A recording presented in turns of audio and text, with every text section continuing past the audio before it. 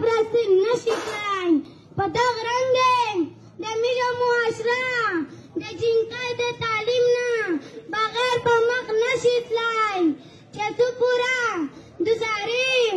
نر او ښځې تعلیم نوي کړی میش ترقي نشي کړی صرف په تعلیم باندې ترقي کړی شي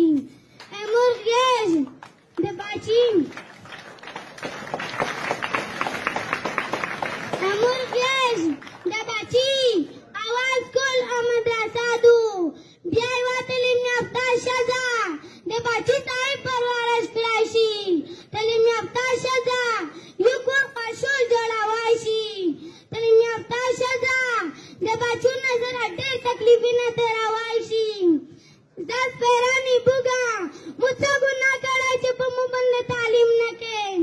دس پیرانی بوګه چې د تعلیم غږ وکړ یا چې پرېږده د پردي کور دو آیا زه د پردي کور یم دس پیرانی بوګه